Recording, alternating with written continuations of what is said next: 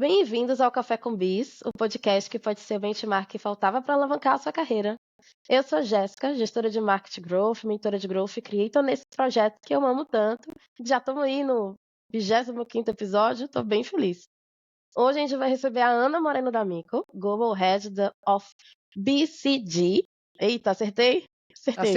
Acertou. Boa. Eu conheço ela pelo LinkedIn, galera. Então, tipo, ano passado ela produzia muito conteúdo, eu acompanhava bastante, e de alguma forma a gente começou a se conectar ali e a gente meio que se acompanhava ao longo do ano. Então, ela sempre trouxe muito sobre essa posição de liderança, de como gerir pessoas e tudo mais. E para quem está acompanhando aqui a levada do podcast, está vendo que essa temporada eu tenho trazido muitas pessoas em posição de diretoria para falar sobre liderança mesmo, líderes sêniores, para compartilhar com a gente os aprendizados de carreira. Então, muito obrigada por ter topado participar aqui, Ana. Eu que agradeço, eu estou super feliz, amo falar sobre liderança, sobre gente, gestão de gente, né? Todo gestor, toda gestora sabe que, além da capacidade técnica, gerenciar pessoas dá um trabalhão, né? E para fazer bem feito, a gente precisa continuar se desenvolvendo também. Então, toda oportunidade que eu tenho, Jéssica, de falar sobre esse tema, ou de ajudar mais pessoas, de compartilhar experiência, é um privilégio para mim. Então, obrigada pelo convite, estou muito animada com o nosso papo. Eu que agradeço. Aí, para todo mundo ter uma noção de quem é a Ana, conta pra gente um pouco da sua trajetória profissional. Claro que sim, som. Bom, pessoal, eu sou Ana D'Amico, né? Eu sou publicitária de formação, natural de Santo André, em São Paulo, e fui jogadora de vôlei profissional por muitos anos. Sou filha de atleta, meus irmãos são técnicos, meu pai foi seleção brasileira, joguei voleibol por muitos e muitos anos, então o esporte fez parte da minha criação. E eu faço questão de falar sobre isso porque eu carrego até hoje valores e aprendizados das quadras que estão comigo até hoje, né? Trabalho em equipe, disciplina, garra, humildade, né? Determinação. Eu acho que a quadra, o campo, né? O esporte em si, ele é uma escola incrível. Mas eu sempre soube que eu não seria profissional para sempre de vôlei, não viveria disso. Então eu sempre tive vontade de trabalhar no ambiente corporativo, ambiente empresarial, sempre fui muito comunicativa. Fiz faculdade de publicidade e caí de paraquedas no mundo corporativo numa grande consultoria estratégica. Foi meu primeiro estágio em marketing, já foi numa multinacional. Eu demorei para entender muito bem o que fazia, porque eu tinha a expectativa de trabalhar em agência. Quando você faz faculdade de publicidade, a expectativa é trabalhar em agência, né? Eu queria fazer comerciais, na época, entregando a idade aqui, eu queria fazer comerciais, trabalhar com mídia, TV, e de repente eu caí em marketing institucional, relações públicas, comunicação interna, eventos, posicionamento de líderes, né? Reputação, ambiente totalmente novo, mas eu me apaixonei perdidamente. E lá se vão 20 anos, Jessica. Então eu tenho aí 20 anos de uma carreira ininterrupta, eu diria assim, 20 anos em multinacionais, sempre em consultorias estratégicas. Hoje eu sou diretora sênior global do BCG, Boston Consulting Group, expatriada. Eu moro em Boston hoje, então eu já estou aqui nos Estados Unidos já faz algum tempo, já morei em Nova York, morei em São Paulo, agora estou em Boston com a minha família. Tenho uma cadeira de liderança global, com um time espalhado pelo mundo. Cuido de iniciativas relacionadas a marketing e recrutamento. Tem muito de employer branding, muito de experiência do funcionário, muito de recrutamento e seleção, muito de retenção de talentos. Então eu faço isso no meu dia a dia, mas também faço isso com a minha própria empresa, com a minha própria equipe. Eu gosto muito do que eu faço. E eu sou tão apaixonada pela minha carreira. Eu sou uma mulher tão ambiciosa, sempre fui assim, intensa, dedicada. Eu sou apaixonada mesmo, tenho muito orgulho da carreira que eu construí, das pessoas que eu conheci, dos aprendizados que eu acumulei, que eu me especializei em mercado de trabalho, em liderança. Então, eu também sou mentora de carreiras hoje. Eu empreendo no mercado digital, produzo conteúdo todos os dias no LinkedIn, no Instagram, há muitos anos. Tenho aí centenas de alunos, clientes, lanço curso, lanço livro, faço treinamento empresarial para ajudar as pessoas a encontrarem satisfação profissional, né? Eu acho que a gente trabalha tanto tempo, eu acho que a gente dedica boa parte da nossa vida para o trabalho, né? Fazer dessa jornada uma jornada triste, miserável, preguiçosa, eu acho um desperdício de vida, né? É um dos meus valores pessoais, hein? Então, por que não fazer a nossa jornada profissional prazerosa? Porra, por que não sentir orgulho, né, do que a gente faz? Então, tem esse trabalho, além do meu CLT, eu tenho um trabalho de empreendedorismo também que eu faço com muita alegria, com muito orgulho. nas raríssimas horas vagas, raríssimas porque eu tenho 5 filhos. E é super difícil conciliar a carreira com maternidade, mas é uma bandeira que eu levanto também com muito orgulho, né? Para muitas mulheres aí que se sentem na encruzilhada de abrir mão da maternidade por conta da carreira ou abandonar a carreira para realizar o sonho de ter sua família, eu sou uma mulher que decidiu não abandonar nenhum dos dois. Eu sempre quis ser mãe, eu sempre quis ter uma carreira de alta performance e aos trancos e barrancos aqui, sem nenhuma perfeição, sem nenhuma intenção de ser perfeita, eu toco carreira e maternidade com a mesma paixão, com a mesma dedicação e sigo aí mostrando para todo mundo que dá. Não é fácil, mas dá. Caraca, se eu soubesse dessa informação antes, talvez o tema dessa entrevista fosse outro. Se tivesse do outro. Nossa, a gente ia falar sobre o mito do degrau quebrado, sabe? Tipo, ai, teve filho, não sei o que lá, fez 30 e, tipo, desacelera a carreira e tudo mais, mas É um droga. tema que eu domino, modéstia à parte, e que eu amo falar. Então fica para um próximo episódio. Já fica aqui o meu sim futuro para você, Jéssica. Eu O amo falar convite já sobre tá isso. feito, total, assim, eu acho Porque importantíssimo. não, o que eu mais vejo são mulheres nessa encruzilhada, né? E eu morro de pena, essa é a grande verdade, né? O mercado é cruel. Eu sinto sim que o mercado expulsa as mulheres conforme elas crescem na escada corporativa. Muita coisa já mudou, muita coisa já melhorou, as empresas estão muito mais inclusivas, muito mais humanas nesse sentido de apoiar, né? Porque perceberam que mulher na liderança faz a diferença. Mas a grande verdade é que é difícil. Ponto final. Nem sempre é culpa das empresas, das lideranças, do sistema da economia. É difícil mesmo. Acabei de falar para você, eu sou apaixonada pela minha carreira e eu já pensei em parar de trabalhar infinitas vezes, porque eu sinto que o cobertor está curto em casa e eu preciso ser mais presente.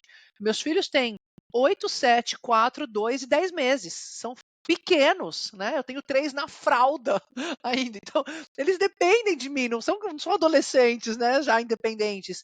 Então tem esse dilema. E o que eu mais vejo, eu tenho muitas amigas hoje nos dois extremos. Eu tenho amigas altíssimas executivas que abandonaram o sonho de ser mães porque não quiseram pausar suas carreiras e hoje em dia não conseguem mais engravidar. E eu tenho amigas que largaram suas carreiras para ficar em casa com as crianças e são muito felizes, claro, porque eu não acho que tem certo e errado. E tentam voltar para o mercado de trabalho depois de 5, 10 anos e não conseguem mais também. Né? E é uma triste estatística, né? E eu decidi remar um pouquinho contra a maré, não sou única, tem muita mulher muito boa fazendo isso daí, mas eu decidi tocar os dois, né? Meus filhos vão sentir falta da mamãe às vezes, meu chefe vai sentir falta da Ana executiva às vezes, porque eu vou estar no pediatra, e às vezes vou perder a apresentação de balé porque eu estou numa reunião, e faz parte. Acho que as decisões, né, e as renúncias fazem parte também do equilíbrio. Bom, desde já tenho aqui a minha admiração e meu convite total pra gente conversar mais sobre isso depois. Eu tenho já vou fazer 35 anos, então minha roda de amigas tem mais ou menos a mesma média de idade, todas trabalham e todas têm esse mesmo nível de ambição ali, batalhando seu espaço no mercado. E é sempre um assunto que volta e meia bate na porta da gente, sabe? A gente sempre troca muito sobre isso. E é sempre um espaço de reflexão, assim, ou de medo, ou de sonho, assim, sabe? E sempre aquela certeza de que, cara, nunca vai ter um momento de que você tá pronta, né? Vai ter um momento que você escolhe fazer. E escolher isso tendo apoio, assim, sabendo de histórias bem-sucedidas, faz toda a diferença, assim. Eu faço parte de um grupo de mulheres e a gente teve a história de uma executiva que ela estava fazendo um processo seletivo, ela tinha sido aprovada, e aí antes de entrar ela descobriu que ela estava grávida. Assim, antes de assinar a carta, sabe? Ela Uhum, descobriu que uhum. estava grávida e retiraram a proposta. Olha que loucura. E aí, por sorte, ajuda da comunidade também, óbvio, ela conseguiu se realocar em um cargo melhor do que era o antes Uhum, e uhum. grávida, entendeu? Aceitaram ela. Então, a gente fica, pô, enquanto como isso é pontual e com isso é constante no mercado, né? Fica aí essa reflexão. Mas, retomando aqui, meu Deus, antes que a gente consiga adotar aí esse outro tema, falando sobre o que eu pensei para esse episódio foi falar sobre a construção de líderes, né? Nessa temporada eu tenho falado muito sobre isso. E aí eu queria a visão de uma pessoa que senta ali na cadeira, que realmente está observando os profissionais, entendendo o que se espera deles, fazendo acompanhamento ali, usando várias técnicas, Ninebox, etc. Mas a primeira pergunta que eu separei para esse momento foi: Você acredita em programas de desenvolvimento de líderes? Porque o que a gente tem no mercado hoje? A gente tem milhares de líderes que se tornaram líderes, Sim. caíram na carreira de líderes e não fazem a menor ideia do que é estar ali. A gente ainda tem um mercado que acredita no mito do dom da liderança, né? Que, tipo, é nato, é uma coisa nata. Que pode ser, mas não é. Eu acho que tem muito espaço de discussão. Então, pra você, como é esse esquema, assim, de você precisa lidar com todos esses profissionais que o mercado produziu e como esse programa de desenvolvimento de líderes funciona, se você acredita nele de verdade, como seria? Acredito sim em programas de treinamento de líderes. Acho que eles são essenciais, né? Mas eles não são para todo mundo, essa é a grande verdade. Acredito sim que liderança é uma habilidade, é uma soft skill, né? Que dá para ser aperfeiçoada, né? Lapidada, desenvolvida, mas não acredito que você tem ou não tem, né? Algumas pessoas não têm a disposição para isso, simples assim, né? Não é o perfil da pessoa. E vejo sim as pessoas hoje em dia ocupando cadeiras de liderança, caindo, assumindo responsabilidades em relação a outras pessoas, e elas não estão preparadas para isso. E quando a gente fala do despreparo de líderes, muitas vezes a gente fala num tom com raiva, né? Ah, fulano é despreparado, tóxico, né? O adjetivo da moda, né? Todo mundo é tóxico, líder tóxico, né? Meu chefe é tóxico. É, Às vezes a pessoa ela não almejou essa cadeira de liderança, ela só foi crescendo, ela foi ficando na empresa e uma consequência natural desse crescimento foi esse acúmulo de responsabilidades e uma responsabilidade em relação a pessoas mais novas na equipe dela. Mas ela não tem perfil para liderar. Não é uma pessoa com muita empatia, nunca desenvolveu empatia, não consegue de repente se solidarizar com o problema dos outros, ou não tem a paciência, né? Não tem a paciência para ensinar. Todo líder precisa saber ensinar. É uma pessoa extremamente técnica, né? E o que acontece com muita frequência também é justamente a gente tentar pegar uma pessoa que tem um perfil um pouco mais técnico e se daria muito melhor numa carreira um pouco mais de especialista e obrigar essa pessoa a ser líder, além dela desenvolver mal as pessoas que vêm embaixo dela, a gente perde um potencial técnico que poderia ser impactado, colocado ali na performance do business, do negócio, com uma frequência muito maior, com uma intensidade muito melhor, né? Então, sim, tentando responder de forma bem pragmática. Acredito em treinamento para líderes, vejo que eles são essenciais, mas eles precisam ser customizados, né? Eu acho que as empresas precisam olhar com carinho o que elas oferecem e para quem elas oferecem. Uma cadeira de gestão não é para todo mundo. Alguns testes podem ajudar, né? Assim, se a pessoa tem uma predisposição, se ela tem as habilidades necessárias para exercer uma boa liderança. Ela é uma pessoa que se comunica com clareza, ela gosta de relacionamentos, ela gosta de se aproximar de gente nova, ela tem interesse em construir legado, como ela enxerga a própria atuação dela. É uma pessoa que naturalmente se preocupa com reputação, com imagem, com marca pessoal, né? Uma pessoa que se preocupa com a sua reputação, ela quer construir legado. É quase que uma coisa está bem conectada com a outra. Com base nesses perfis, a empresa, ou até empresas externas, não necessariamente a empresa tem internamente um programa de liderança, mas ela pode buscar soluções de desenvolvimento um pouco mais customizados. Tem líderes que precisam melhorar sua comunicação, tem líderes que precisam aprender a delegar mais, tem líderes que precisam aprender a dar mais autonomia e confiar na equipe, os perfis são diferentes. Acho que programas prontos de liderança, né, receita de bolo, realmente eles não funcionam. E tem toda uma parte também em relação à prática, né, Jéssica? Treinamentos, eles não resolvem todo o problema. Tem muito de liderança que é na prática mesmo, né? Eu me tornei uma líder com certeza muito melhor depois do dia que eu demiti uma pessoa pela primeira vez, por exemplo. Eu já achava que eu era uma ótima gestora, até eu precisar demitir alguém, até eu ser gerente da minha melhor amiga, por exemplo. Aconteceu no Brasil isso, e ter que dar um feedback muito difícil para ela.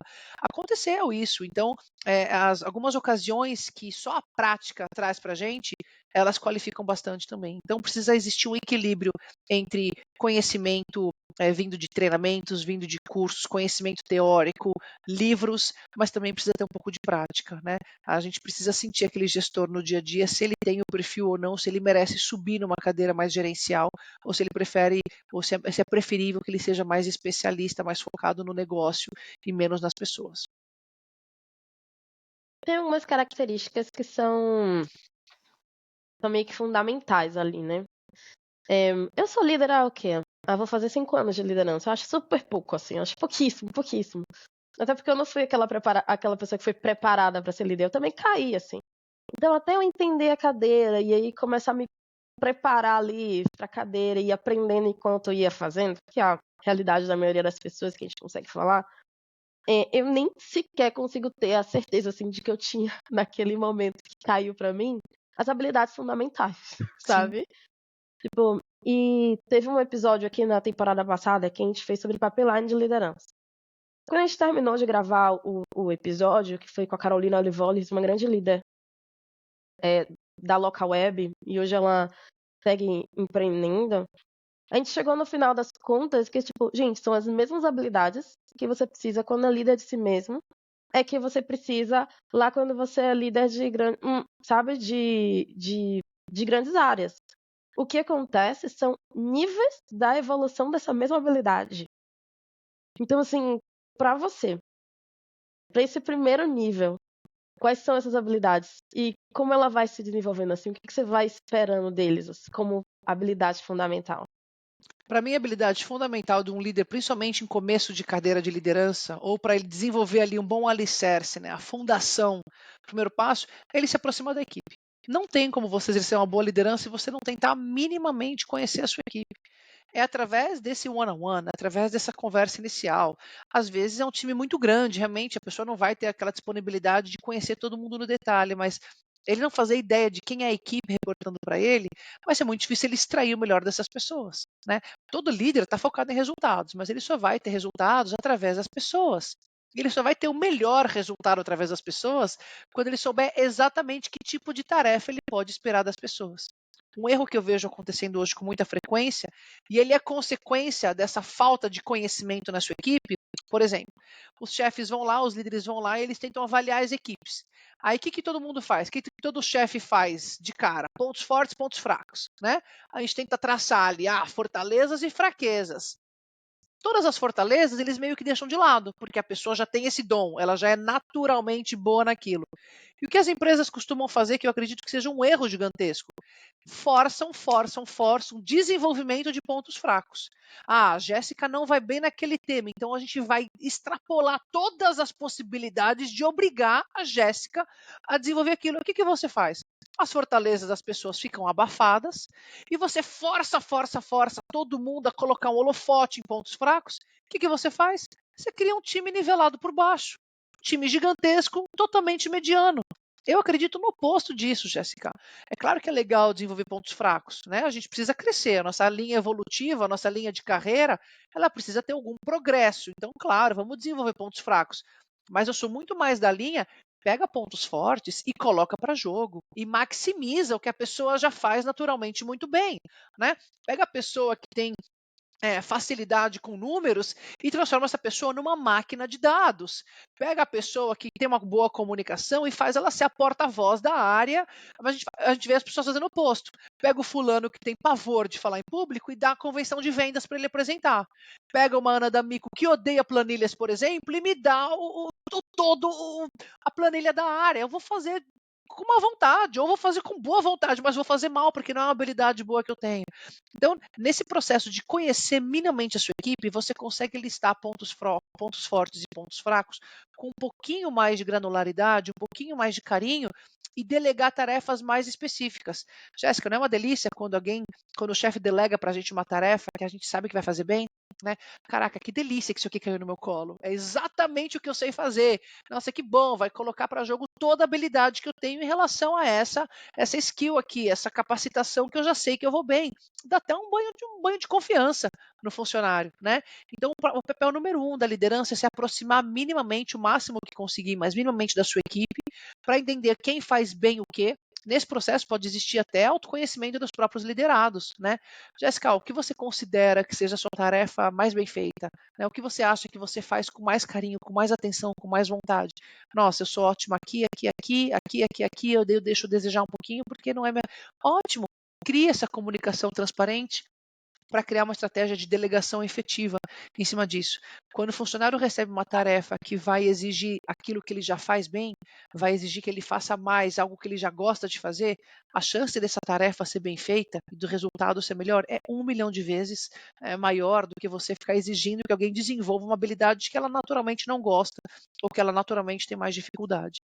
Então, a delegação efetiva, customizada, com base em fortalezas e fraquezas, é papel da liderança, sim, ter essa visão do todo e desenvolver a equipe com base no que eles já fazem de bem. Qual que você acha que é a proporção? Não tem como a gente fazer só as coisas que a gente faz bem, no final das Não. contas, né, vida real. Qual que você acha que é a proporção ideal pra gente conseguir ainda extrair o melhor do funcionário, mas também ter em mente de que tem coisas que precisam ser feitas? Vou chutar aqui, mas eu acho que uma proporção saudável, né? Saudável, eu diria que seria 70, 30%. Né? Eu acredito que a maioria do nosso escopo ainda, né, a mais da metade do nosso escopo, né, 70, 75, pode ser às vezes 65, pode ser 80, mas enfim, mais da metade do nosso escopo tem que ser área de conforto. No conforto, eu digo, pode ser difícil, tá? Você talvez seja uma pessoa já de ótima comunicação e colocar um podcast, colocar a produção de conteúdo e colocar a newsletter no seu colo, por exemplo, né? Você vai ter que aprender várias coisas de marketing digital, edição de vídeo, produção de áudio, enfim, mas está tudo ligado em comunicação. É uma habilidade já sua. E que a gente continue desenvolvendo coisas que a gente não faz tão bem ou não gosta tanto de fazer, mas em menor escala, simples assim. Né? O que eu acho que é um grande desafio, de repente, são equipes muito enxutas. Né? Um líder de 2 pessoas, por exemplo, ele não tem esse privilégio. Né? Ana, aqui na minha equipe é tudo tão pequeno, o recurso é tão limitado e que todo mundo faz de tudo e ponto final. Ótimo, tudo bem. Cria um plano, né? Todo líder cria um plano para a sua área, para o seu time, e todo plano visa crescimento, todo plano visa evolução. Em algum momento, tente customizá-lo minimamente a ponto de você dar para as pessoas algo que elas gostem de fazer. Até porque, Jéssica, é papel de todo líder desenvolver seus liderados, né? Um dos KPIs de gestão precisa ser desenvolver a equipe. Não adianta só focar nos próprios números. Se a equipe embaixo desse líder não for desenvolvida, não ficar na empresa, tiver um turnover altíssimo, esse líder realmente está deixando a desejar em relação à liderança. As pessoas só ficam nas empresas, as pessoas só ficam nos seus cargos, elas só ficam naquela organização se elas sentem que elas fazem um trabalho satisfatório, um trabalho que elas têm orgulho em fazer. Do contrário, elas procuram outro emprego. Então tem muito de ganha-ganha mesmo nessa leitura, né? Crescimento da área, crescimento do papel dele como um gestor empático, que consegue delegar, que consegue desenvolver, e o crescimento da equipe como um todo, que não pede demissão, o turnover ele despenca bastante. Boa. Você falando, eu fiquei pensando numa frase que não tá no roteiro, mas eu faço isso. Que o time acaba sendo a cara do líder. Eu já vi isso acontecer algumas vezes, tanto no meu próprio time, tipo, meus trejeitos, minhas gírias influenciar a cultura do time, todo mundo de repente falar as mesmas gírias, as mesmas coisas. É, como é que, na sua visão, isso se dá? E quando isso é negativo? Eu acho que essa é uma realidade, por pura convivência. Né? A gente passa mais tempo com os nossos colegas de trabalho, nossos chefes, nossos liderados, do que com a nossa família. Né? Eu passo mais tempo com a minha equipe do que com os meus filhos. Então, por pura conveniência, isso acaba acontecendo. Quem trabalha mais presencial ainda do que remoto, isso pode acontecer bastante. E eu não acho que tem problema nenhum, né? Porque é contagiante. Né? Contagia, simplesmente contagia. Né? Da mesma forma que contagia você conviver com aquele grupinho do trabalho que só reclama, o grupinho fofoqueiro, que tudo tá ruim. O VR é baixo, a cultura é ruim, o chefe é tóxico, o trânsito. Vai almoçar todos os dias com aquele grupinho fofoqueiro do escritório. É impossível não ter indigestão. É impossível. Você cria uma nuvem ali de problemas na tua cabeça, você não consegue sair ali daquele emaranhado de preocupações, reclamações. Contagia. O oposto disso é maravilhoso. Né? Vai trabalhar com gente que fala de soluções, que compartilha podcasts, que fala sobre livros, que pensa sobre um tema, que fala sobre uma ferramenta, que entra num curso junto.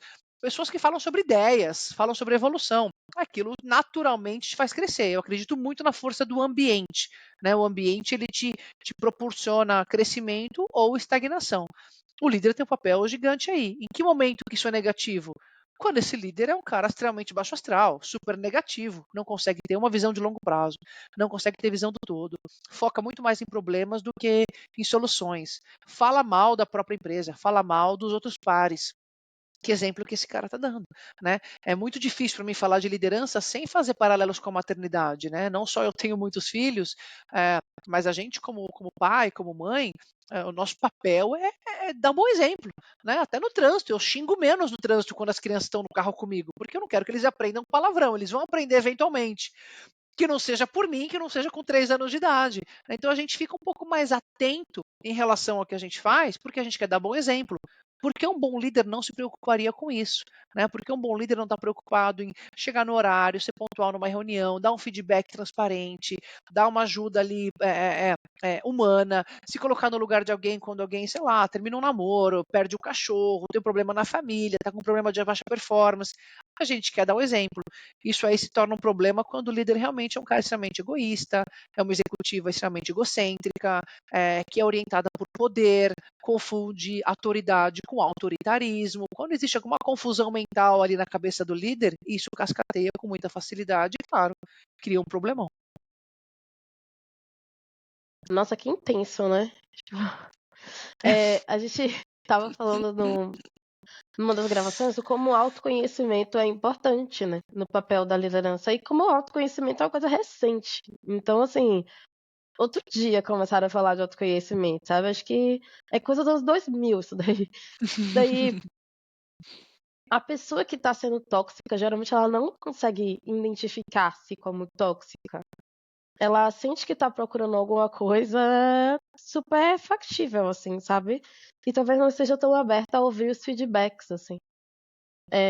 O que vocês, no papel de RH, conseguem fazer para a reorientação comportamental desse profissional?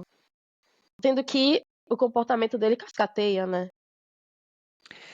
Bom, tem muito de cultura da empresa, Jéssica, né? As empresas que são um pouco mais travadas em relação ao desenvolvimento pessoal, profissional, que olha menos para as pessoas, elas não vão ter uma cultura de colaboração e feedback, né? Meio que não faz parte. Empresas familiares, às vezes, têm esse perfil, né? O fundador ali é o dono, é o velhinho, e tudo ainda do jeito que ele fundou há 50, 60 anos atrás. Tem muitas empresas onde a cultura não focada nas pessoas, né, ela não consegue criar uma liderança empática. E por que o autoconhecimento é tão importante? As pessoas precisam de referência, não tem jeito. Pode reparar, normalmente os líderes tóxicos, eu fico usando esse adjetivo que eu tanto detesto, mas são os líderes mais perturbados, problemáticos, né, que pensam muito em si. Eles são autorreferentes, pode começar a reparar, né? Normalmente um líder difícil, um líder despreparado, um líder fraco, normalmente essa pessoa é autorreferente. Ela usa os próprios KPIs, os próprios objetivos, as próprias metas como parâmetro para sucesso ou insucesso. Não conversa com ninguém, não faz um network, não faz um benchmark de mercado, não faz uma pesquisa para saber se as suas boas práticas de liderança fazem sentido ou não fazem sentido. Ele usa ele mesmo, ela mesma, como parâmetro, né? Ah, sempre fiz assim, vai ser assim, funciona desse jeito, é o que eu acho, é o que eu acredito, manda quem pode, obedece quem tem juízo. Cara, isso não tem mais espaço para esse tipo de coisa, não tem mais espaço. Então, o autoconhecimento, ele vem muito para contribuir com essa perda de autorreferência. É legal ter autoestima? Claro que é. É legal acreditar na sua gestão, no seu modelo de liderança? Claro que sim, mas parar de se comunicar, parar de fazer networking, parar de fazer benchmark, parar de falar com seus equivalentes na indústria, no setor, é um desperdício gigantesco. A gente só vai saber se a gente está indo bem ou não quando a gente vê que a gente está mais ou menos equiparado com o mercado em relação a salário, em relação a boas práticas. As empresas não fazem isso hoje em dia, né? Todo mundo faz benchmark hoje em dia para tudo. Boas práticas, benefícios, remuneração, bônus, todo esse boom aí que deu depois da pandemia, trabalho remoto versus híbrido, por exemplo. O que as empresas fazem? Deixa eu ver o que meus competidores estão fazendo, deixa eu ver o que outros gestores estão fazendo, né? Por isso eu acredito que relacionamento, network é tão importante, é no conversando com os outros, saindo do papel de olhar para o seu próprio umbigo, saindo dessa autorreferência, que você acumula boas práticas, consegue equilibrar, isso faz sentido, isso não faz, e cria o seu próprio modelo de gestão, mas minimamente alinhado, calibrado com o que o resto do mercado faz, né? Então, o autoconhecimento ele é importante para ver se a gente está indo numa linha evolutiva, se a gente está fazendo uma coisa que faz sentido ou se a gente está remando completamente contra a maré numa liderança mais sozinha, individualista, que claramente não vai trazer bons resultados. Boa. E aí, no começo você falou que sua liderança é global, né? E eu acho que se a gente está falando de líderes de sucesso, líderes problemáticos e tudo mais, quando isso vai para uma visão global e multicultural, eu acho que fica até difícil, a priori, assim, identificar. Porque, assim, o que é um padrão de líder nota 10 do Brasil Talvez não seja quando você muda ali para os Estados Unidos, talvez não seja quando você muda ali para o México, que seja, não precisa nem talvez sair da América Latina para mudar esse padrão de relação entre equipes e desenvolvimento de pessoas. Como foi, primeiro, como foi a construção dessa percepção? E o que é que você consegue ver de maiores diferenças, assim, entre um lugar e outro hoje? Teve muito de tentativa e erro, essa é a grande verdade, né? Não existe receita de bolo. A gente aprende que choques culturais existem quando a gente sofre um choque cultural, né? O que me ajudou muito, Jéssica, eu sempre fui muito curiosa, muito curiosa. E assim que eu me tornei gestora, já faz mais de 10 anos, assim que eu me tornei líder, eu sempre tentei conhecer as pessoas, sempre tentei ouvir as pessoas, né? Eu nunca achei que eu tenho, nem acho que eu tenho toda a razão e eu toda a certeza de todas as minhas convicções, que eu sou a última palavra, que o que eu falo é certo. As pessoas têm opiniões. Quando eu falo que houve também muita tentativa e erro, eu levei meu modelo de gestão do Brasil, porque eu virei gerente no Brasil, é, e eu vi na prática que nem tudo funcionava igual, por exemplo. Assim, aqui nos Estados Unidos, ninguém trabalha até 8 horas da noite, por exemplo. Né? No Brasil, a gente ficava no escritório até o final do rodízio, em São Paulo, leva pela janela ali na marginal, via tudo travado, trabalhar mais um pouquinho. Né? Aqui, 5 horas da tarde, você pega o elevador junto com o CEO da empresa. Então, o maior escalão da empresa está indo embora às 5 horas da tarde também. A produtividade é vista de outra forma. Em contrapartida, ninguém almoça, por exemplo, nos Estados Unidos. Você pega um sanduíche, come em cima da mesa, ali no seu teclado, faz um break de 15 minutos. No Brasil, a gente almoçava por 2 horas. Toda quarta-feira tinha feijoada, tinha aquele network. Enfim, a rotina muda, né? O estilo muda, a sua liderança precisa se adaptar também. O que me ajuda muito nesse sentido que eu falei, eu tenho muita curiosidade, eu pergunto sempre como as pessoas estão, eu me coloco muito no papel de aprendiz, né? Por mais sênior que eu seja, eu pergunto com muita frequência: tem alguma coisa que eu posso fazer para te ajudar? Tem alguma coisa que eu posso fazer para tornar a sua vida mais fácil? Tem alguma coisa que eu posso fazer para aliviar o teu prato? Se você assumisse o time hoje no meu lugar, qual a primeira mudança que você faria? Eu pergunto à minha equipe isso 2, 3 vezes por ano, nas nossas avaliações formais, eu peço feedback também, né? Qual é a parte preferida da minha gestão? O que você mudaria no meu estilo de liderança? Para sentir realmente se eu estou ouvindo as pessoas, se elas se sentem acolhidas, se elas se sentem pertencentes, se eu delego o suficiente, se eu dou crédito o suficiente, se eu dou autonomia suficiente. Mas precisa existir um pouco de risco, né? Você precisa testar para saber se o que você faz está fazendo sentido. A coisa boa, Jéssica, é que independente da geografia, da cultura, né? Eu tenho time hoje nos Estados Unidos, na Índia, na Europa, e eu reportei muitos anos para o Japão. Então, meu time está realmente espalhado pelo mundo. Eu ainda acredito que pessoas precisam de pessoas. E a essência das pessoas ainda é a mesma, né?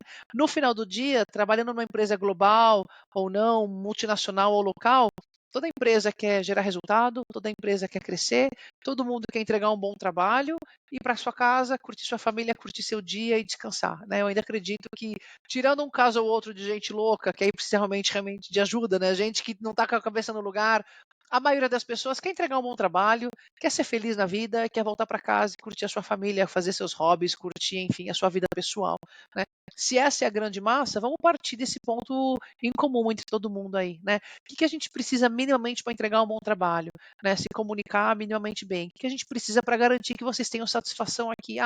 Um horário flexível, reuniões que comecem no horário. E você vai aprendendo com as pessoas, né? Eu fiquei 4 anos reportando para o Japão. Minha chefe ficava em Tóquio, né? Pô, foi um super choque para mim no começo. Reuniões 6 da manhã, reuniões meia-noite. Caraca, acabou com a minha rotina aqui, acabou com a minha jornada de trabalho, né? Acordar super cedo, mas foi com ela, uma executiva de 70 anos quase de idade, super sênior, uma das mulheres mais poderosas da Ásia. Eu ouvi dela falando: Ana, de vez em quando eu vou acordar cedo, de vez em quando você acorda cedo, tudo bem para a gente conseguir se falar? Eu falei, claro, eu já fiquei surpresa, estava pronta eu para acordar sempre cedo, para me adaptar ao fuso horário dela.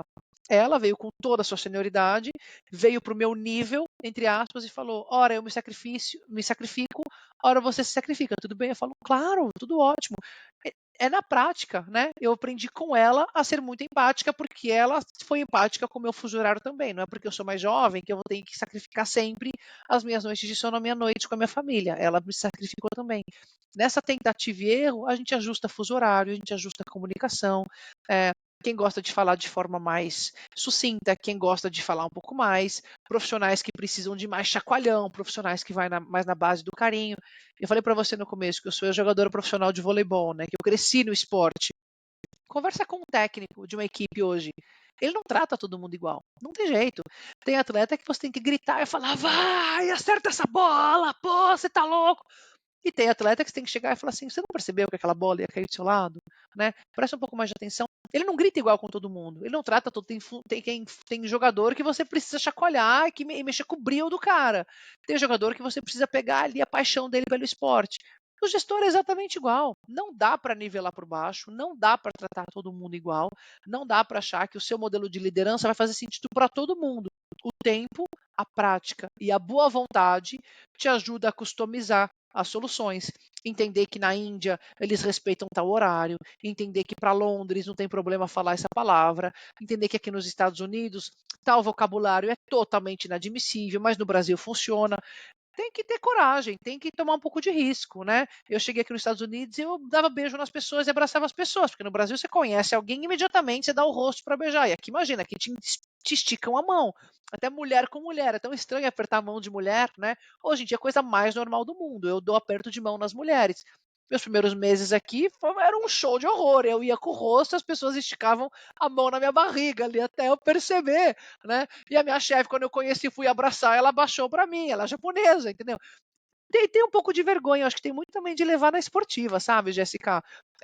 Quando eu falei que a maioria das pessoas só quer entregar um bom trabalho, ir para sua casa e curtir a sua vida, gente, leva na esportiva, né? Jamais que eu quis te ofender. Vamos partir do pressuposto que ninguém quer ofender, né? Que todo mundo tem boas intenções e que erros vão acontecer, principalmente erros culturais. Jamais foi a intenção de alguém ofender. Não ter essa posição de vítima, né? Não leva para o pessoal. Olha, ela veio me dar um abraço. Nossa, toque físico. Desculpa, eu sou brasileira, a gente é muito mais quente, a gente abraça, a gente sai, desculpa, I'm a hugger, eu falo, né? I'm so sorry, I'm a hugger.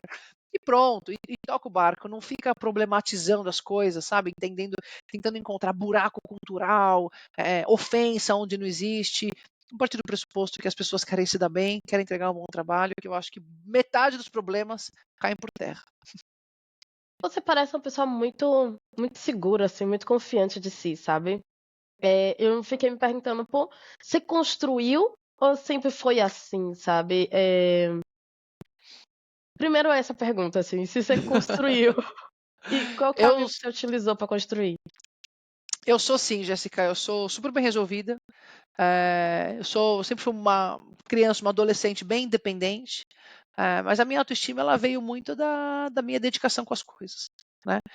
Muito, muito, muito longe de ser perfeita, mas eu tenho uma filosofia de vida, uma frase que eu uso para tudo, que é o senão eu quem? O senão eu quem, né? Ela está em muitas coisas que às vezes eu ganho de presente do pessoal, meus alunos, meus clientes, né? O senão eu quem é muito de protagonismo, né? Eu sou uma pessoa que se eu me comprometer com alguma coisa, eu vou fazer, eu vou até o final e eu não vou terceirizar a responsabilidade, né?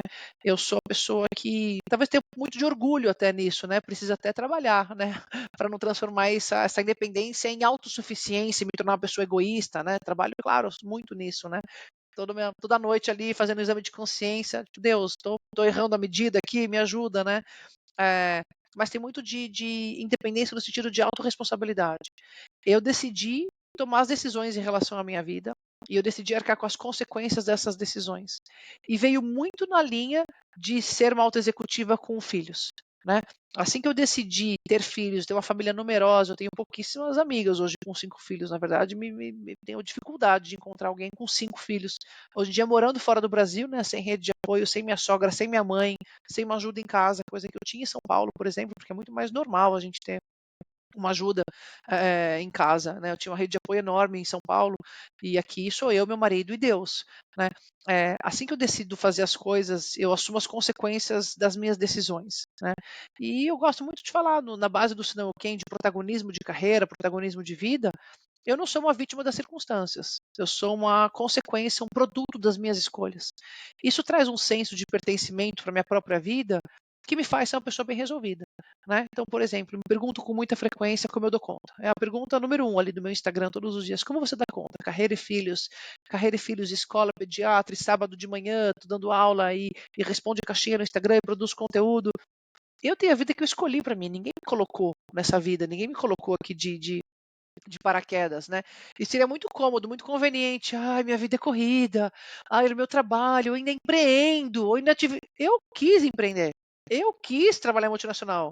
Eu quis ter filhos. Assim, a gente cai numa armadilha muito frequente, porque é muito fácil de vitimizar. A gente vitimiza tudo, né? A gente terceiriza a responsabilidade. Ah, não, mas o meu chefe, não, mas o RH, né, não treinou aquela liderança, não, mas o meu não tem. Eu não flerto com essa possibilidade. Eu vim aprimorando ao longo dos anos esse senso mesmo de responsabilidade sobre minha própria vida. Tirando fatores externos que a gente não vai controlar nunca, uma pandemia, um problema de saúde, uma crise, sei lá, tudo que depender de mim, Jéssica, tudo que tiver ao meu alcance, tudo que tiver no meu controle, vai ser bem feito e eu vou dar tudo de mim. Eu vou para as cabeças mesmo, assim, é skin in the game, a gente fala, né? Eu vou para as cabeças mesmo. E é uma das coisas até que me salva sobre culpa materna, né? Que é um tema bem frequente. Culpa materna. Pergunta para qualquer alta executiva se ela não tem culpa por trabalhar fora de casa. Muitas vão dizer que tem. Porque, pô, né, voltar para o mercado de trabalho, bebezinho tão pequeno, colocar na creche, Ana, só 6 meses, já tem que voltar para o mercado, tem culpa, culpa, culpa, culpa, culpa. Aqui nos Estados Unidos, a licença maternidade é de 12 semanas. Você coloca o bebê na creche com 3 meses. É um bebezinho, ainda tem cheiro de placenta. Né? Você já coloca na creche ali o bebê. Eu não flerto com a culpa. Eu faço exatamente o que eu me propus a fazer. Né? Eu preciso voltar para o trabalho, eu preciso sustentar minha família, a criança vai ficar bem, eu vou ficar bem. Quando a gente flerta com a culpa, é porque sempre faltou alguma coisa. Eu decidi que não ia faltar nada. Tudo que eu fosse fazer, tudo que eu decidi fazer, vai ser bem feito para não ter espaço para culpa, não ter espaço para arrependimento. Eu quero dormir todas as noites espremido igual um limão. Assim, eu quero olhar para o meu dia e falar, cara, não me poupei, não me economizei. Eu acho que vem muito do meu medo, Jéssica, de ser uma velhinha amargurada, sabe? Eu tenho muito medo de chegar no fim da vida, olhar para trás e falar, pô, eu tinha tempo, eu tinha vitalidade, eu tinha disposição, né? Eu tinha colágeno, eu tinha, sei lá o que eu tinha. Eu tenho muito medo de ser uma velhinha arrependida, né? Então eu coloco hoje tudo que eu tenho para jogo, eu não quero me poupar em nada.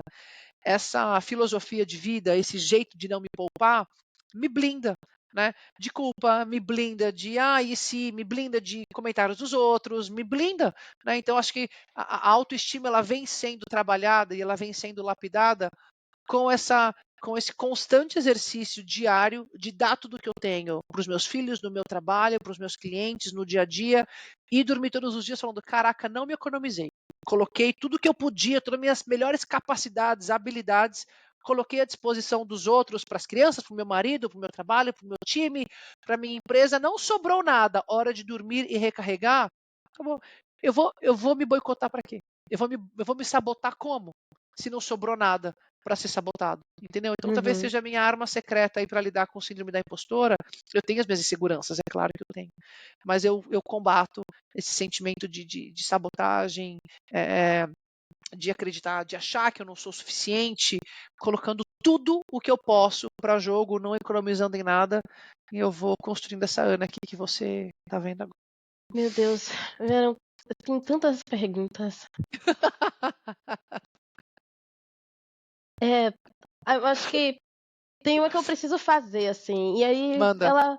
ela vem um pouco do roteiro também, assim, tipo, quando você entra na liderança muito do seu trabalho, beleza, você tem um time pra guiar, que foi o que a gente falou até agora, mas a gente também tem pares, a gente entende que nós temos 2 times, né, o time ali, o dos líderes, e o time que é o de sua responsabilidade. Sim, sim.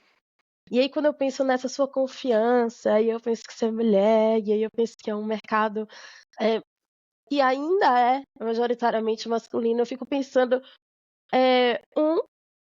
quais os desafios você enxerga assim em lidar com pares?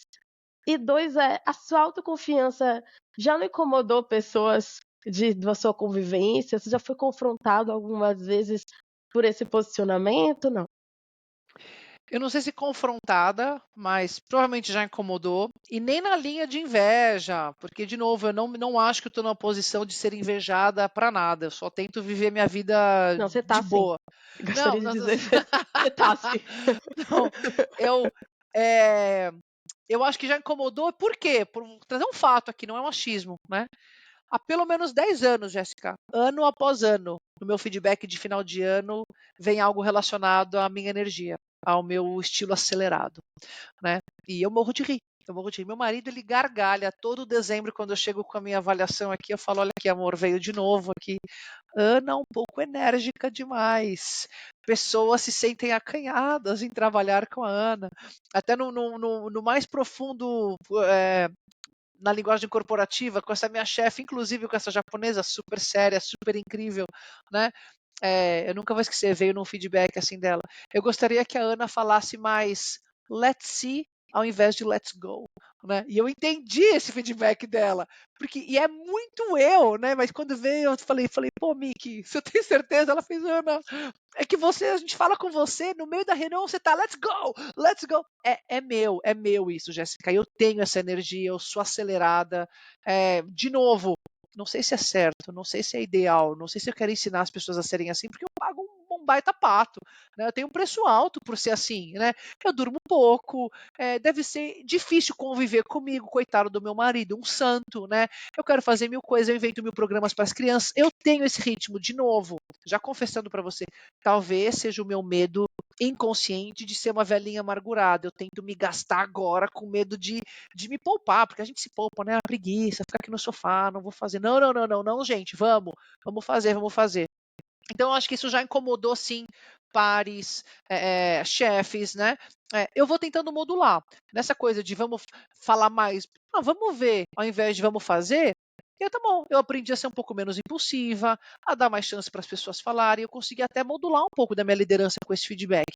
Mudar quem eu sou, Jéssica, é bem difícil. Eu sou essa pessoa, eu sou assim. E acho que as empresas que me contratam, me contratarem no futuro, não sei, elas têm muito mais a ganhar com o meu estilo acelerado do que tentando me podar. Em algum momento, se não funcionar mais para minha empresa, alguém com meu perfil, é hora de procurar o próximo desafio. E é tão parte de quem eu sou que tem muito a ver com os filhos também. Por exemplo, você deu o exemplo, né, da mulher que você conheceu que retiraram a oferta dela quando ela disse que estava grávida. Infelizmente, acontece muito isso ainda. Ana, você não tem medo de uma empresa não querer te contratar por conta dos filhos? Não. Para mim é livramento. Cara, eu não quero trabalhar numa empresa onde meus filhos serão um problema. Eu sei, Jéssica, do meu potencial. Eu sei o nível de resultado que eu entrego. Eu sei o time que eu consigo construir. Eu sei que a minha personalidade ela é muito mais positiva do que tóxica, né? Então eu sei do valor que eu trago para a empresa que me contratar. Meus filhos vêm no pacote. Né? A empresa que não encarar uma executiva como eu, como benefício por conta dos meus filhos, eu não quero fazer parte do quadro da sua liderança, porque meus filhos são minha vida, né? E outra, não, nem que mesmo se não fossem, fazer o que com eles? Vou colocar no freezer, descongelar daqui 20 anos? Né? Não rola. Eles estão no pacote porque eles precisam estar no pacote. Né? Então tem muito da minha energia, da minha alegria, da minha vontade de fazer acontecer, ela deve ter incomodado em algum momento, mas ainda é minoria. É minoria, sabe? Assim, eu não tento, eu não nem tento, eu não dou muito ouvido, Jéssica. Assim, se é um feedback que faz sentido, eu sou a primeira a internalizar, absorver, tentar trabalhar, como esse da minha chefe, né? Como algum líder ou outro, mas eu tenho uma filosofia meio que secreta, assim, eu não aceito crítica construtiva de quem não construiu nada, né? Crítica construtiva, você tem que ter construído alguma coisa, né? E ironicamente, normalmente, a crítica não vem de quem está fazendo mais que você. Tá? É conselho de maternidade, você tem que ter pelo menos a quantidade de filhos que eu tenho. É conselho de carreira, você tem que estar pelo menos no mesmo nível que eu. É conselho de casamento, você tem que ter um puta num casamento sólido. Você entendeu? Assim, do contrário, a gente fica muito suscetível, muito vulnerável aos pitaqueiros. E hoje em dia, por causa das redes sociais, o que a gente mais tem é pitaco na vida alheia. Vai perguntar para uma mãe de primeira viagem, a quantidade de conselho não solicitado que essa coitada recebe. É enlouquecedor.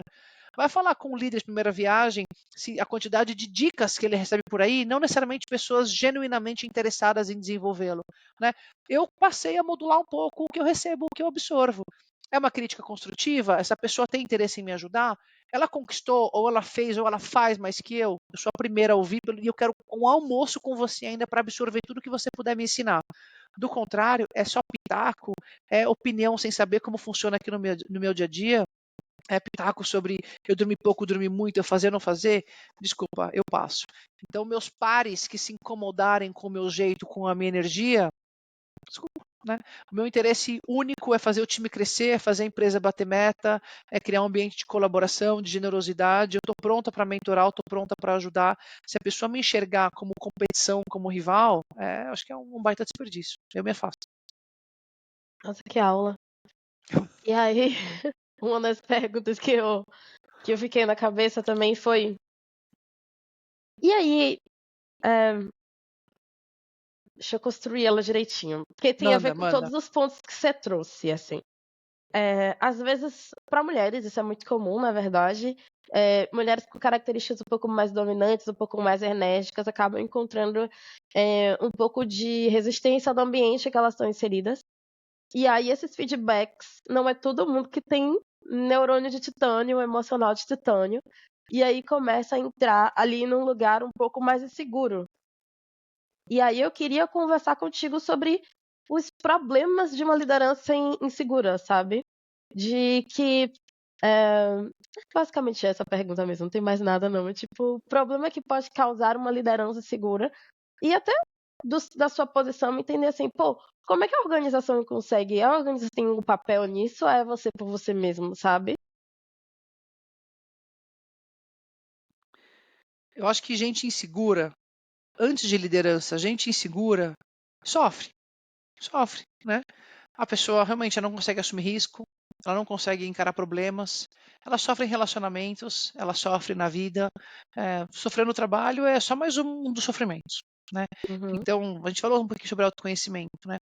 Vai buscar ajuda, né? Acho sim que síndrome da impostora é um problema real, acho que existe, acho que a competição hoje ela é cruel, tem muita gente boa no mercado, um mercado aceleradíssimo, um dinamismo gigantesco, né? Quem para de aprender realmente fica um pouco obsoleto, realmente quem para de se movimentar, de se relacionar, de consumir, estagna, não tem jeito, porque hoje é a velocidade que é das coisas, né? E não fui eu que inventei. O mercado é assim, né? Tira um sabático de 2 anos, vê se você volta rapidamente. Cara, você volta atordoada. Você é de marketing, Jéssica. Fica 2 meses sem ler notícia de marketing. Você vai voltar, vai ter outra rede social, outra ferramenta, outro sistema, outra métrica lançada aí no mercado. O líder que sofre muito de síndrome da impostora, que se boicota, síndrome de vira-lata, sei lá, a gente pode usar o termo que for, né? Ele vai ter um crescimento limitado. Ele vai ter um potencial limitado, como se fosse se a gente colocasse uma tampa em cima dessa pessoa, né? E o autoconhecimento ele vem para ajudar nessa situação. A pessoa precisa ver, pô, eu posso fazer mais do que eu faço hoje, eu posso tentar entregar mais do que eu entrego, eu gostaria de aprender mais coisas, né? As pessoas da minha idade, as pessoas da minha senioridade, elas fazem mais, fazem menos. Qual que é o meu parâmetro quando a gente fala de autorreferência, né? Quebrar um pouco essa autorreferência, olhar mais para o mercado, pô, eu tô bem ou tô mal? A gente tem que ter essa autocrítica, precisa desenvolver isso, né, Jéssica? Do contrário, cara, cria a sua própria empresa, seja você seu próprio dono, seja você seu próprio time, porque você não precisa se calibrar. Né? E a gente precisa ter essa métrica de mercado. Tô indo bem, não tô indo bem, tô crescendo, tô há 6 anos sem nenhuma promoção. Cara, o mercado é um pouco mais acelerado que isso. 6 anos nenhuma promoção, né? Tá alguma coisa errada. Será que você deixou a desejar? Tá numa empresa que não tem essa cultura de reconhecimento e de promoção? Para você conseguir ter autocrítica. Da autocrítica vem autoconfiança. Não tem jeito. Essa sensação de saber que pode melhorar, que pode aprender, que tem gente boa, que tem gente disposta, que tem conteúdo pra caramba por aí. Você pode ir atrás de capacitação, você pode ir atrás de novos relacionamentos, de networking. O volume de conteúdo gratuito hoje em dia para você aprender, para você trocar com as pessoas, é para não se acomodar mesmo. Né? Todos os profissionais inseguros que eu conheço, né, que sofriam de baixa autoestima mesmo, assim, uma confiança profissional muito abalada, dificuldade de tomar decisão, dificuldade de tomar risco, todos tinham um perfil um pouco acomodado. Um perfil que tendia ali um pouco mais para o comodismo mesmo, para o conformismo, né? Qualquer coisa tá bom, tudo bem, tudo bem. É meio que natural, assim, uma característica meio que alimenta a outra. Triste até, né? Mas não dá mais para ficar acomodado hoje em dia. Pela simples velocidade do mercado, pela simples velocidade das tendências, das perspectivas, do jeito que as coisas mudam, se acomodar hoje em dia é assinar um atestado de estagnação, né? Então, quem fica acomodado, quem se entrega à mediocridade, né? E é meio duro falar sobre mediocridade, mas mediocridade é mediano, é a média, né? Ficar na média, só para passar de ano e achar que tudo bem, no longo prazo, o preço disso daí é uma insegurança gigantesca, né? Quem gosta de ficar na média é medíocre, né? Não dá para se destacar, não dá para crescer. Então, quem gosta de fazer o mínimo necessário, isso aqui não está no meu job description, não sou paga para fazer, não, isso aqui já está bom, né? O mínimo produto viável, em que momento a confiança vai vir dessa pessoa? Né? Se confiança vem do movimento, se confiança vem do risco, se confiança vem fazendo, não tem jeito. O Neymar é o Neymar porque ele chutou 1 milhão de vezes a bola no gol, e no primeiro gol não entrou, mas depois de 1 milhão ele chuta pênalti de olho fechado, porque ele tem confiança no movimento. Né? O Michael Phelps, qualquer celebridade, qualquer artista, qualquer atleta, né? A excelência veio da prática, a confiança veio da prática. Então a gente precisa fazer. A pessoa que não quer fazer, ela fica ali no mínimo possível, naturalmente vai ser uma pessoa insegura. Então talvez para as lideranças, para as empresas, quando identificarem um profissional com muita insegurança, mais travado, talvez o que falte seja exatamente trabalho, risco.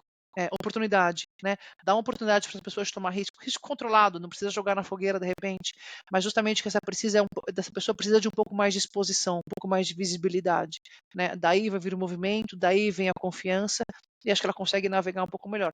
Para os profissionais que querem, né? Porque tem gente que está ali conscientemente acomodado e fala que assim tá bom, não quero crescer, tá bom também. Vai para uma carreira técnica, não vai ser nunca líder, não dá para ser gestor de pessoas. Nossa. Então, depois dessa aula poderosa, vários tapas na cara aí pra todo mundo, eu espero. Insights bacanas. A gente caminha pro fim, e aí tem duas perguntas que eu costumo fazer. A primeira delas é: o que a Ana de hoje diria pra Ana de 18 anos pra ela ter uma vida mais tranquila? Ou pra chegar mais rápido, não sei. Ai, Jéssica. Chegar mais rápido não falaria, tá? Eu tenho 38 anos hoje, uma carreira bem acelerada. Os meus pares hoje têm 50, 55. Então, eu acho que foi uma carreira bem acelerada. Não tentaria chegar mais rápido, não. Eu tive 5 filhos em 8 anos, na mesma empresa, né? Então, acho que teve bastante movimentação nesse sentido. Mas eu falaria para a Ana de 18 anos algumas coisas. Primeiro, eu falaria para ela que a reputação dela já começou a ser construída, né? Para ela se atentar, né, aos relacionamentos, às coisas que ela fala, né? Eu falaria para ela falar inglês mais rápido, né? Para ler atrás do inglês mais rapidamente. Hoje o inglês não é mais um problema, eu estou nos Estados Unidos há 6 anos, mas eu passei umas vergonhas aí desnecessárias no começo por falar o inglês meio de qualquer jeito. E acho que é mais fácil aprender inglês adolescente do que, do que mais velha. Né? Hoje em dia, meus filhos corrigem minha gramática. Né? Então, eu falaria para ela focar no inglês. Mas eu iria nessa linha um pouco da confiança. Né? Falaria para a Ana de 18 anos não ter preguiça de nada. Aproveitar enquanto ela tem tempo, porque o tempo fica mais escasso depois dos filhos. Né? Não ter preguiça, levantar a mão com bastante frequência, se voluntariar para projetos fora da área dela. Né? Não ter medo, não ter vergonha, anotar as coisas. Eu falaria para a Ana ser muito disposta, né? Eu falaria para a Ana ser muito disposta, porque todo esse aprendizado vai se pagar. Talvez na época, na hora, a gente não consiga enxergar no longo prazo, ele faz toda a diferença. E para continuar cultivando relacionamentos, eu fiz isso um pouco, poderia ter feito ainda mais, né?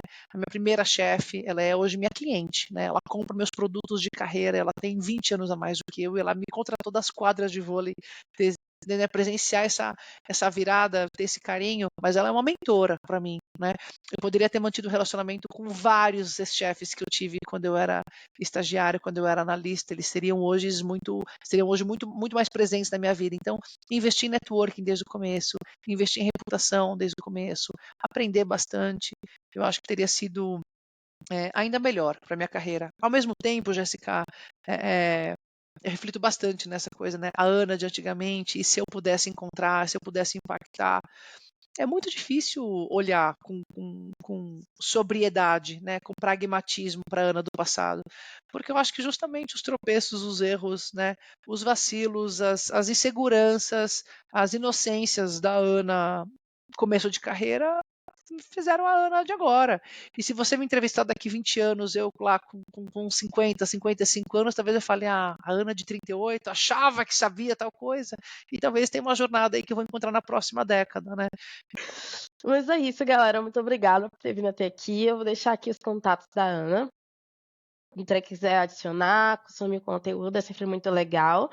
Muito obrigada, Ana, por ter topado, por ter dividido tanto aqui. Eu tenho certeza que quem chegou até aqui conseguiu sair muito energizado, assim.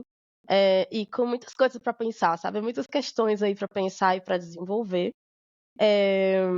Deixem comentários, ajudem esse podcast a crescer, compartilhem, deixem estrelinhas. E é isso, galera. Tchau, tchau.